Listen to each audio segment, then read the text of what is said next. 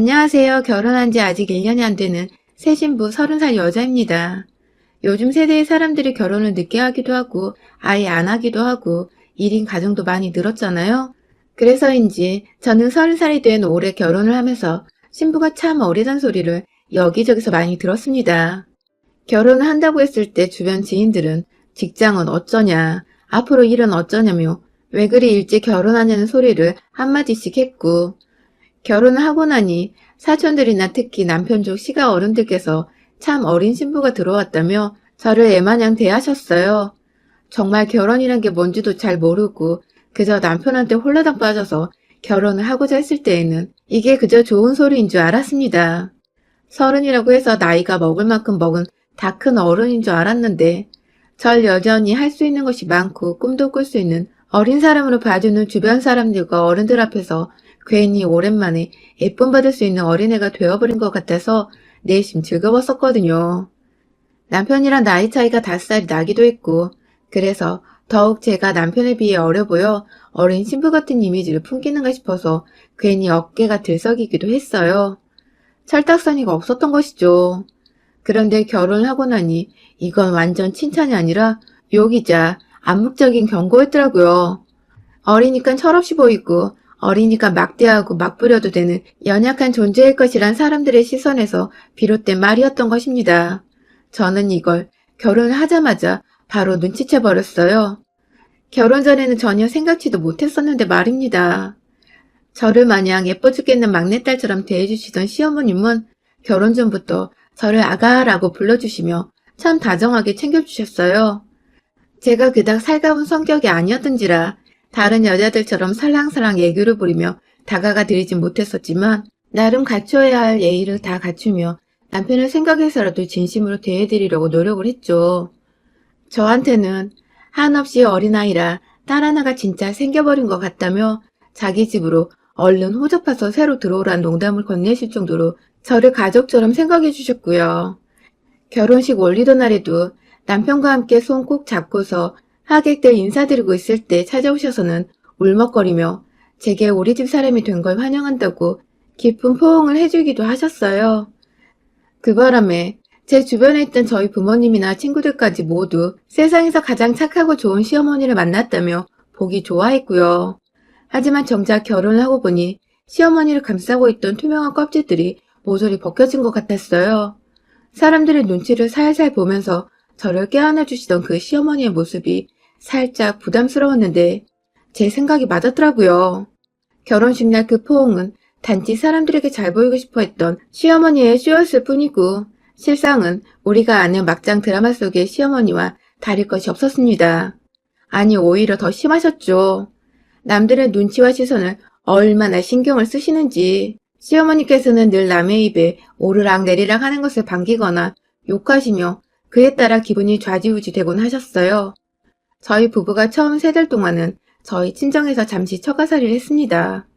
살고자 하는 신혼집으로 이사가려는 날짜가 전주인과 잘 협상이 되질 않아서 시간적인 손해를 좀 보더라도 저희가 친정에서 기다렸다가 이사를 들어가기로 했죠.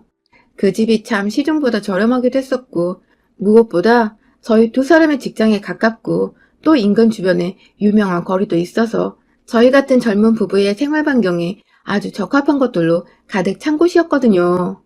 이사날이 안 맞는다고 집을 놓쳐버리는 건 좀 아닌 것 같아서 기다려 보기로 한 것이었죠. 그간 친정엄마가 저희 부부 신경을 써주며 특별히 새 친구와 가구들로 신혼방을 꾸며주셨어요. 그 덕에 저뿐만 아니라 저희 남편도 새 집에서 새롭게 시작하는 기분이 들긴 든다면서 무척 흡족해 했었죠.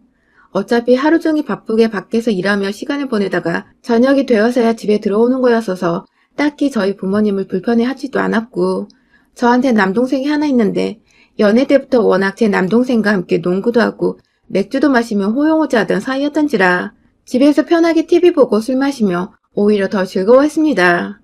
저희 엄마가 부담 주기 싫어서 일부러 안방에서 TV를 보고 잘 안 나오려고 하시니 본인이 직접 엄마를 데려 나와서는 함께 야식도 시켜 먹고 비위도 맞춰주며 나름 저희 가족들과 가까이 잘 지내줬어요. 그런데 이게 이런 모습을 잘 모르던 시어머니께는 그저 나쁜 것들만을 상상하게 되는 원인이 되었나 보더라고요. 시어머니는 매일같이 전화를 하셨습니다. 아니, 연애 때도 안 그러던 전화 독촉을 하시면서 제가 집에 뻔히 있는 줄 아시는 시간에 우리 애는 뭐하고 있니? 하면서 남편의 안부를 물어보시더군요. 바로 자기 아들한테 전화를 하시면 될 것을 굳이 저한테 한 달이 걸쳐 전화를 하셔서는 제 안부를 묻는 것도 아니고 본인 아들 안부를 물으며 아들이 설령 그 집에서 저희 엄마한테 구박을 받고 있진 않을까 하는 걱정을 뻔하게 내비치셨어요. 전화를 자꾸 거는 의중이 파악되자 저도 슬슬 짜증이 밀려왔지만 신혼 초부터 어느 미친 며느리가 시어머니와 트러블을 만들고 싶겠나요? 그래서 그냥 아무렇지 않은 척 남편은 잘 있다고, 잘 먹고 잘 싸고 잘 자고 있으니 걱정 붙들어 매시라고 웃으면서 대화를 마무리 지었죠. 자기 아들 잘 있다는 소리만 들으면 본인 할 말 다 끝났다고 전화를 끊는 분이어서 굳이 아양을 떨며 비비를 맞춰드릴 일은 다행히 없었습니다. 엄마 같은 시어머니실 거라 생각해서 좋은 감정들을 쭉 가져오고 있었다가 결혼을 하면서 자꾸만 이런 식의 전화대화만 오고 간 터라 기분이 조금씩 상해가다 결국 저도 시어머니에 대한 환상이 와르르 무너져 내려버렸죠. 여기 사연에 많이 나왔던 말처럼 진짜로 시어머니가 친정 엄마 같은 존재는 될 수 없다는 것을 말이죠. 그렇게 저희 친정에서의 3달 동안 저희 부부는 너무나도 잘 먹고 잘 자며 보냈습니다. 남편은 엄마가 사위진다고 한상 가득 차렸던 저녁밥을 먹다 결국 결혼식 때보다 4kg나 더 쪄버렸고요. 그 바람에 입던 옷이 안 맞는다며 출근할 때 양복 바지를 못 입겠다고 우픈 투정을 부리다가 저희 친정 아버지한테서 양복 한 벌도 얻어 사입었네요. 남편은 정말 저희 부모님께 아들처럼 그리고 제 남동생에겐 형처럼 잘 대해줬고 잘 어울려주는 모습에 저는 남편 보기가 늘 고맙고 또 미안했습니다. 얼른 신혼집으로 들어가서 지금보다 더 편한 환경에서 우리 남편 우쭈쭈 해주며 신혼다운 신혼을 맞이해보겠다고 굳은 다짐도 했죠. 그러다 신혼집이 드디어 입주 준비가 완료되었고 저희는 전 주인이 나가자마자 인테리어에 도배까지 싹 다 하고는 예쁘게 꾸며놓은 집으로 들어갔어요.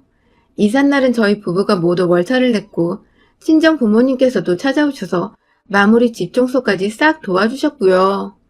이사를 젊을 적부터 아빠 없이 많이 해보신 저희 엄마는 만능주부 아니랄까봐 엄청나게 빠른 속도로 집을 치워주셔서 저희 부부가 오히려 할 일이 없을 정도였답니다. 그렇게 청소까지 다 마무리 짓고는 남편이 너무 죄송하고 감사하다며 집 근처 근사한 중식당에 데려가 맛있는 밥도 사줬어요. 그렇게 신혼집에서 첫날밤을 보낸 다음날, 그날은 정확히 금요일이었는데요.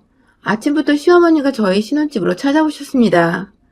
전날 밤에 갑자기 집 주소를 문자를 보내달라고 남편한테 문자를 보내셨길래 조만간 연락하시고 찾아오시겠거니 했는데 말도 없이 다음날 아침이 되자마자 집에 오셨더라고요. 저희는 출근을 해야 하는데 말이죠. 출근을 해야 하니 혼자 계시거나 오늘은 그냥 가시라고 말씀을 드렸더니 당당히 주인이 없는 집에서 하루 종일 기다리겠다고 대답을 하신 시어머니. 여간 찜찜한 게 아니었습니다. 엄연히 저희 집인데 안주인도 없는 신혼집에 시어머니가 혼자 계시다니. 하루 종일 시어머니 점심 걱정에 간식 걱정에 그리고 뭐라도 마음대로 건드리실까봐 하는 걱정에 일이 손에 안 잡혔어요. 계속 시어머니께 전화를 드려 안부를 묻고 해놓은 반찬이며 사놓은 음식도 없어서 회사에서 배달앱으로 음식까지 주문해드리고 아주 정신없는 금요일이었죠. 그러다가 퇴근을 해서 후다닥 집으로 가보니 남편도 이미 퇴근을 했더라고요. 시어머니께 뭐라며 하루를 보내셨냐고 하니 한참을 대답을 할까 말까 하시더니 씹으면 너무 매정해 보일까 싶으셨는지 겨우 입을 여신 시어머니는 저한테 핀잔 아닌 핀잔을 늘어놓으셨어요. 제가 출근을 하는 바람에 며느리 밥도 제대로 못 먹으며 하루를 보냈다고 기분 나쁜 표정을 지으시더라고요. 그날 하필 남편이 일찍 퇴근을 먼저 했다면서 시어머니 밥을 혼자서 막 차리고 있었는데 자기 아들이 부엌에서 밥하는 걸 보니 시어머니가 또 기분이 안 좋으셨나 보더라고요. 저희는 금요일에 출근하는 직장인이고 직장인이 맘대로 회사를 빠질 수도 없는 건데 그간 아들 출근하는 거 보면서 잘 아셨을 만한 분께서 이러시니 좀 당황했습니다. 결국 제 손으로 밥을 차려내란 뜻인데 어떤 의중에서 한 말씀인지 눈에 훤히 보이니까 다음날이라도 밥을 차려드리기가 싫더라고요. 그래서 그냥 저희는 직장인이니 다음부턴 주말에 찾아와 달라고 그땐 맛있는 며느리밥 차려드리겠다고 말씀을 드리곤 곧장 씻겠다며 자리를 피했죠. 안방에 들어가 한숨을 푹 쉬었는데 뒤따라온 남편이 그걸 듣고는 미안하다고 뒤에서 꼭 껴안아줬어요. 본인도 당황을 했는데 전 얼마나 당황을 했겠냐며 제 마음을 마치 훤히 들여다본 것처럼 제 기분을 이해해 주더라고요. 그 바람에 저도 남편을 봐서라도 시어머니께 철판을 깔고서라도 웬만큼 비율을 맞춰드리자며 스스로 최면을 걸었습니다. 표정 관리도 잘 못하는 편이고 할 말은 하고 사는 편인데 왜인지 상대가 시어머니다 보니 저도 쉽사리 제가 하고 싶은 대로 하면서 살 수는 없었어요. 이게 바로 며느리의 책임감이구나. 결혼의 현실이구나 싶었답니다. 그 후 시어머니는 주기적으로 며느리 밥을 얻어먹으러 신혼집에 찾아오셨어요. 집이 가까운 것도 쉽게 찾아올 만한 이유가 되었고요. 설렁설렁 산책할 겸 여행하는 기분으로 지하철을 타고는 저희 집에 찾아오시던 시어머니는 급기야 저희가 모두 출근해 있는 와중에 집에 멋대로 찾아오셔서는 집 비밀번호를 물어보며 먼저 들어가 있겠다고 연락이 오셨어요. 집에 이미 도착을 해서는 어디 갈 곳도 없이 현관문에 서 있다고 하시니 저희가 비밀번호 안 가르쳐주고 별 수 있나요? 그래서 싫은 거 무릅쓰고 비밀번호를 가르쳐드렸고 저희 어머님은 또다시 안주인도 없는 집에서 하루를 내내 계셨죠. 뭐라고 계셨을지는 잘 모르지만 제가 회사에서 내내 어머니 걱정에 안부 연락을 드리고 또 배달 음식을 시켜드리거나 냉장고 음식 가르쳐드리면서 신경을 썼다는 것만은 분명히 기억이 나네요. 그러다가 한 3주 전이었나? 이번엔 시어머니가 조금 다른 방법으로 저를 놀래키셨어요. 무작정 집에 오셨던 것은 아닌데 대뜸 본인 친구들을 집에 데려가겠다며 전날 잠들기 전 갑자기 연락을 해오신 겁니다. 남편이 아닌 저한테 직접 전화가 와서는 시덥지 않은 말들을 하시면서 자꾸만 내일 뭐하냐, 뭐 먹을 거냐고 물어보시더니 결국 막판에 본론을 꺼내시더라고요. 다가오는 본인 생일을 어디 가서 하지 말고 코로나로 불안하니 집안에서 해먹자며 그리고 그 자리에 본인 친구들을 데려가도 되겠냐고 말입니다. 솔직히 지금 글을 쓰면서도 열이 팍 받는데요. 그 당시는 정말 너무 황당하더라고요. 결혼하고 첫 해에 맞이하는 시어머니 생신이시니 저도 나름대로 열심히 준비를 하고 있긴 했었는데 먼저 연락이 와서는 제가 차려준 생일상을 먹고 싶다 하신 것부터 시아버지와 단둘도 아닌 본인 친구분을 데리고 무작정 예고도 없이 다음날 찾아오시겠다니 제 회사는 어쩌고 생일상을 준비할 제 시간은 어쩌냐 말입니다. 남편 저녁상 차리는 것도 매번 뭘 만들어줘야 할지 몰라서 고민하고 신경이 쓰이는 와중이었는데 집들이도 안 한 코로나 시국에 갑자기 우르르 몰려오시는 어머님들의 밥상을 차리니 오밤중에 완전히 날벼락을 맞은 기분이었어요. 남편은 옆에서 저만큼 놀래서 다시 시어머니께 전화를 드려 약속을 취소하라는 말을 하기 딱 직전까지 화가 나 있었고 저는 그걸 구태여 말렸습니다. 다른 것도 아닌 생신 때문인데 이번에 잘못 보였다가 평생의 결혼 생활이 시어머니께 구박을 받으며 살 것만 같았거든요. 제 결혼 생활을 위한 일종의 아부를 두 눈 꼭 감고 부려보기로 한 것이죠. 그렇게 다음날 저는 회사에 반차까지 써서는 점심시간이 딱 지나자마자 집에 왔습니다. 겨우 반나절 일했는데도 일이 손에 안 잡히는 거 당연했고 급하게 일을 해야 하긴 하는데 요리할 부담감에 정신이 미쳐서는 앉은 자리에서 내내 다리를 떨다 왔어요. 급하게 집 오는 길에 마트에서 한가득 장도 보고 어머님 친구분들이 모두 약속을 오후 5시로 잡아두신 바람에 최대한 시간 안 들이고 후다닥 끝내버릴 수 있는 것들로 메뉴를 구상했습니다. 그래도 나름 감자와 유행하는 중국 당면까지 들어간 갈비찜에 싱싱한 조개가 들어간 시원한 미역국, 손 많이 가는 잡채, 그리고 요즘 집들이 인스타에 많이 나오는 토마토 모짜렐라 카프레제까지 메인부터 자잘한 음식까지 모든 걸 다 푸짐하고 예쁘장하게 준비를 했어요. 그리고 드디어 약속 시간을 1시간 정도 남겨뒀던 오후 4시에 뜬금없이 어머님을 포함한 친구분들이 우르르 집에 도착을 하셨습니다. 무려 1시간이나 일찍 집 구경을 하겠다고 집에 오신 겁니다. 살다 며느리 집을 구경한다고 친구들을 우르르 데려오는 시어머니는 정말 처음 봤어요. 한 4~5명이라더니 어머님을 포함해 총 8분의 동네 친구분들이 저희 집에 오셨고 그분들은 제 허락도 없이 안방을 오고 가며 침실 구경도 하고 침대가 좋나 누워보기도 하시고 심지어 오는 길에 개똥을 밟아버렸다며 화장실로 신발을 들고 가셔서는 바닥에서 신발창에 묻은 개똥을 닦으신 친구분도 계셨어요. 어느 곳 하나 집중을 할 수도 없을 정도로 총체적 난국인 분위기였습니다. 급하게 식탁 위에 놓아뒀던 음식들을 거실에 펴놓은 상에다가 옮겼어요. 신혼집이라 수저가 그리 많지 않았어 급하게 배달음식 몇 번 시켜 먹다 받은 나무젓가락을 놓았고요. 나름 긴 상에 요리가 아주 꽉 차게 채워 진열을 했습니다. 어머님들도 막 맛있겠다고 고맙다고 칭찬을 해주셨어요. 그런데 저희 어머님은 계속 뚱하게 계시더라고요.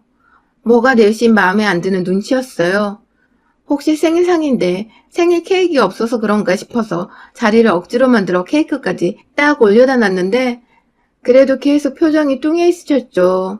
어머님들의 분위기는 대체로 좋은데 전 며느리긴 며느리인지 계속해서 우리 어머님 표정만 보였고 뭔지 모를 눈치에 안절부절 못하며 앉아 있었는데 잘 먹고 있다가 중간쯤 어머님이 절 쳐다보지도 않은 채 첫마디를 딱 내뱉으셨어요. 이게 다 풀떼기 아닌 뭐냐고 말입니다. 아니 가운데에 큼지막한 갈비도 있는데 주변에 고기 안 들어간 요리들이 있다고 이게 다 풀떼기라던 시어머니. 속상하더군요. 잡채 안에도 고기가 들어있었고 미역국에는 소고기보다 비쌌던 조개가 들어있었는데 뭐 일이 극단적인지 고기가 없다시는 우리 어머님. 순간 어이가 없는데 더 웃긴 건 주변의 어머님들의 분위기가 그 순간부터 싹 변해버렸단 겁니다. 마치 어머님과 같이 작당이라도 미리 했었다는 듯이 어머님이 야채밖에 없다는 하소연하니 다른 어머님들도 그 순간 맛있게 먹던 걸 자제하고는 그러고 보니 고기가 가운데 갈비찜밖에 없었네 하면서 저한테 핀잔을 주셨어요. 며느리가 정성을 덜 쏟았다고 말이죠. 그러자 어머님은 기다렸다는 듯이 말씀하셨어요. 그러니까 그래서 내가 지금 밥이 목구멍으로 들어가는지 코로 들어가는지도 모르게 기분이 더럽잖아 하고 말입니다. 순간 제 얼굴이 빨개졌어요. 전날부터 지금까지 내내 잘 보이려고 애쓴 제 노력이 한순간에 개차반이 된 기분이었달까요? 그때 시어머니가 결정타를 날리셨습니다. 글쎄 카프레제에 있는 토마토를 집어서는 이게 토마토 자르고 치즈 자르고 해서 테트리스를 해놓은 거냐며 음식 갖고 장난쳤다고 옆 친구분들을 보고선 막 자지러지게 비웃더라고요. 그게 뭔 요리인 줄은 아시는 건지 알고서도 이걸 테트리스라고 비꼬셨던 건지 며느리 노릇하기 정말 힘들더군요. 확 그냥 다 엎어버리고 싶었습니다. 내가 누구한테 잘 보여야 하는지도 모르겠었고 해봤자 결과가 이 모양이니 의욕도 없었죠. 그래서 결국 혼자 일어나서 상차림을 다 치워냈어요. 어머님들이 하나같이 어이없다며 절 째려보고 있는데 뻔뻔하게 철판을 걸고는 음식들을 모조리 끄집어내서 부엌 싱크대로 처박아 버렸습니다. 웅성웅성대며 친구분들이 하나같이 저한테 쫄기 시작했어요. 어머님 따라와서는 집에서 진상짓도 하고 제 길을 죽여보려고 오셨다가 며느리가 예상치 못하게 세게 나와 당황하신 듯 했습니다. 저는 오히려 그런 시선들을 즐기며 보란듯이 시어머니 상차림들을 모조리 싱크대에 버려버렸고 마지막에 생일 케이크를 참아 시어머니 면상에 던지지 못해 부엌으로 들고 가다가 아우씨 하면서 괜히 혼자 성질을 부려보다 바닥에 확 내리꽂았어요. 진짜 사방으로 생크림을 와장창 튀겨버렸고 심지어 거실에 놓여진 상 바로 옆까지 생크림이 파편 터지듯 퍼져선 떨어져 있었어요. 제가 마치 중고생들 일진처럼 껄렁껄렁한 태도로 입에선 욕만 안 나왔을 뿐 생일잔치를 아주 개판으로 만들어버린 거죠. 자기 생일 케이크 초도 못 불었는데 그걸 며느리란 애가 바닥에 내팽겨 던져버리자 우리 시어머니는 진짜로 벙찌도 못해 겁을 먹으셨더군요. 괜히 친구들 앞에서 시어머니 노릇한다고 더 발광하시니 제게 저거 아주 도르년이네 하며 결국 욕을 하셨어요. 아주 걸쭉하게 말입니다. 결국 전 상위에 마지막으로 남아있던 시어머니가 무시한 카프레제 담긴 그릇을 들고는 확 다 부어버리는 신용을 해서 1차로 시어머니를 깜짝 겁먹게 한 뒤에 손으로 하나하나 토마토와 모짜렐라 치즈를 집어서는 머리 위에서 볼싸다고 하듯 찰싹찰싹 그 뺨을 향해 던져버렸어요. 소리가 어찌나 찰지고 딱 달라붙던지 던지는 그립감과 촉감이 아주 예술이더군요. 맞는 자신이 쪽이 팔렸는지 급하게 친구들을 밀어내며 빨리 집을 나가라고 막 쫓아내기 시작하신 어머님. 본인도 며느리한테 그딴 취급을 받는 꼴을 친구들한테 보이기가 카프레제를 맞아가면서도 싫으셨나 보더군요. 저요? 친구분들이 집을 미쳐 빠져나가시기 전에 보란듯이 그들 옆을 지나쳐 시어머니 앞으로 가 컵라면 하나를 딱 놔드렸습니다. 친히 거실층 뒤에 있는 전선에 전기 코드까지 연결해서는 식탁 위에 전기 포트까지 딱 올려놔드렸어요. 생일인데 고기 반찬 없어서 속상하셨냐며 마침 집에 있던 우육탕 큰 사발 드시며 고기 맛 좀 느껴보라고 약을 올려드린 것이죠. 그걸 보고 친구분들 중 한 분은 심지어 웃기다고 풋 헛웃음을 지어 보이셨고 그 바람에 다른 친구들은 죄인 마냥 그분을 끌고 집을 나가버리셨어요. 가만히 겁먹고 얼어붙어서 망구석처럼 자리에 앉아 계시던 시어머니는 조용히 자리에서 일어나 얼굴을 닦으며 집을 나가셨어요. 신발 신는 시어머니께 저는 다시 한번 쐐기를 박아드렸습니다. 며느리한테 얻고 싶은 것이 있으면 최소한의 예의는 지키며 얻을 거 얻으시라고 말입니다. 그로부터 지금까지 우리 시어머님은 흔히 찾아오시던 발걸음도 끊으신 채 온전히 잠수를 타시며 계십니다. 남편한테도 겁먹고 연락을 못하고 계신 건지, 남편은 제가 그날 무슨 소동을 벌였는지 일도 감을 못 잡고 있고, 그 덕에 전 사실 신혼집에서 신혼다운 기분을 다시금 만끽하면서 회사에서도 제 일에 집중만 한 채 잘 지내보고 있는 중이고요. 며느리한테 쫄아버린 시어머니를 나중에 다시 어떻게 만나야 하나 좀 껄끄럽긴 한데, 제가 쫄은 게 아니라 시어머니가 쫄아서 잠수를 타신 거니 끝까지 뻔뻔하게 고개 들고 인사드리면 될 것 같아서 그리 크게 신경 쓰이진 않습니다. 센 며느리 노릇하는 것도 은근히 나쁘지 않네요. 여러분의 생각은 댓글로 남겨주세요. 오늘도 시청해주셔서 정말 감사합니다.